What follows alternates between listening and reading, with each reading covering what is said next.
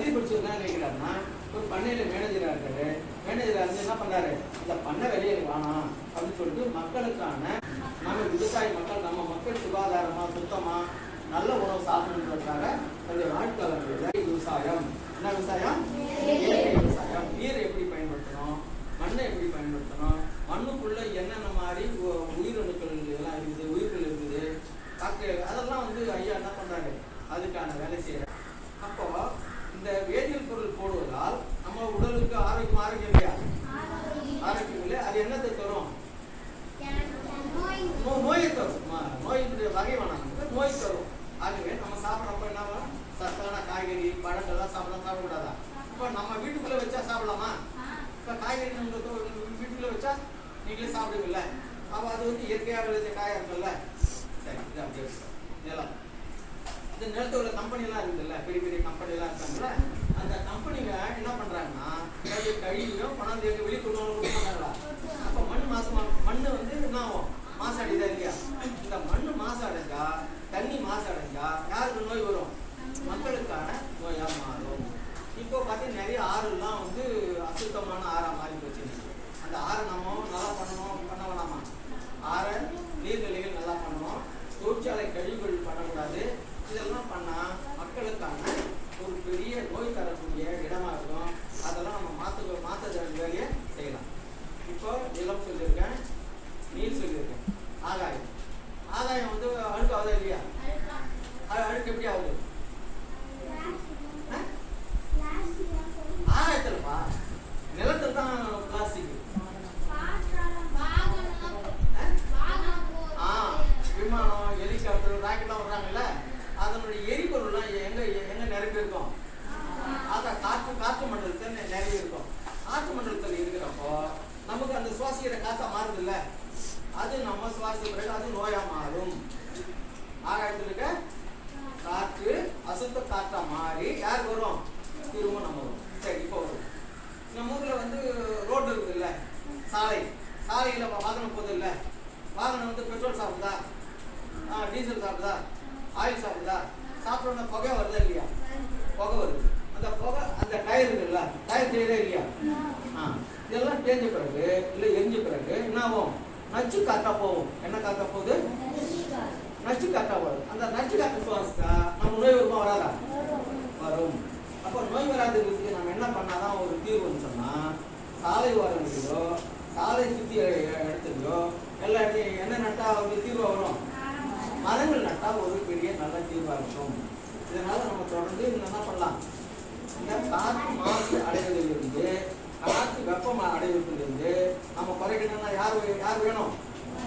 மரங்கள் இருந்தாதான் நம்ம வாழ்க்கை சரியா இருக்கும், ஒவ்வொருத்தருக்கும் சரியா. அதுக்கடுத்து நம்ம மனிதன் மட்டும் மிருகங்களா இருக்கா இல்லையா? காடுன்னு ஒன்று இருக்கு இல்லையா? காட்டுல என்னென்ன மிருகங்கள் இருக்கும்? சரியா? காட்டுல வாழக்கூடிய மிகப்பெரிய விலங்கு யாருன்னா யானை.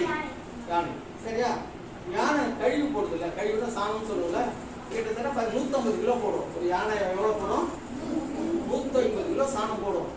இந்த சாணம் போடுறதால என்ன ஆகும்னா, அது போட்டு போயிடுமா? ஒரு நாளைக்கு யானை வந்து ஒரு மணி நேரத்துக்கு 30 கிலோமீட்டர் நடக்கும். யானை எவ்வளவு நடக்கும்?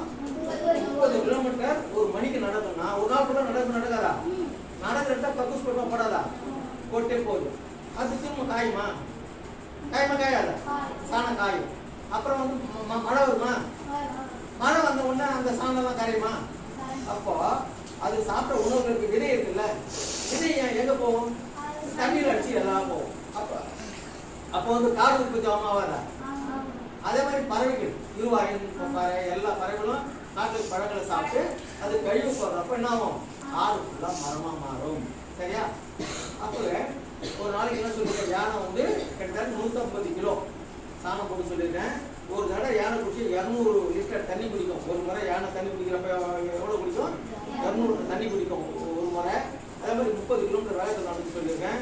இன்னைக்கு என்ன ஆச்சுன்னா, எல்லாம் அடிக்கணும் யானை வழித்தடங்கள்லாம் என்ன பண்ணுறாங்க, எல்லாரும் பெரிய பெரிய பணக்காரெல்லாம் போய் அங்கங்கே யானை வழித்தடம் இது பண்ணி பிளாக் பண்ணி ஹோட்டலு, ஸ்கூலு, காலேஜ் மாதிரி கட்டாங்க. இன்னைக்கு யானை வழித்தடங்கள்லாம் பெரிய அளவில் பாதிக்கு யானை சொல்கிறாங்க. இப்போ காட்டுக்கு எவ்வளோ பெரிய வேலை செய்யுது பத்தியா? காட்டுக்கு யானையினுடைய வேலை இருந்தால் மட்டும்தான் மனிதன் வாழ முடியும். காடு இல்லையே மனிதன் வாழ முடியுமா? வாழும். அப்போ காடு அவசியமே இல்லையா? சரி, இன்னொரு பறவை சொல்றோம். இப்போ யானை சொன்னவங்களுக்கு இருவாயன் ஒரு பறவை. என்ன பறவை? இருவாயன். அது மூக்கு மட்டும் 1.5 அடி நீளம் இருக்கும். மூக்கு மட்டும் எவ்வளோ இருக்கும்? 1.5 அடி நீளம் இருக்கும். அது நின்றுச்சுன்னா இவ்வளோ உயரம் நிற்கும். நான் 3 அடி 3 அடி உயரம் நிற்கும். ரெக்க விஷயம் ஒரு 6 அடி அகலுக்கு ரெக்க நிற்கும். இப்போ அந்த பறவை என்ன பண்ணி நல்லா பறந்து போவோம். பறந்து போயிட்டு பழங்களை என்ன பழங்கள் பட்ட பழமாக இருக்குல்ல, அந்த பழங்களை சாப்பிட்டு போனாங்க போடும். போட்ட பிறகு தான் காடுக்குள்ள என்ன ஆகும்? விதை பருவம் நடந்து அங்கே மரங்கள்லாம் வரும். அப்போ பறவைகள் அவசியம் இல்லையா? அதே மாதிரி விலங்குகள் அவசியம் இல்லையா? ஏன்னா உங்களுக்கு எல்லா விலங்கும் சொல்லி பார்த்தா ஒவ்வொரு பறவைகள் ஒரு விலங்கு சொல்லியிருக்கேன், மிருகத்தில் ஒரு சொல்லியிருக்கேன். ஆகவே காடு இருந்தால்தான் மனித வாழ்க்கை நல்லா இருக்கும் சொல்லியிருக்கேன். இது தொடர்ந்து நம்ம வாழ்க்கைக்கு நிலம், நீர், காற்று, ஆகாயம் இதெல்லாம் இருந்தால் மட்டும்தான் சரியா இருக்கும். நம்ம செடி நடுவோம். அடுத்த முறை சிறப்பாக பார்ப்போம். தற்போதுங்களா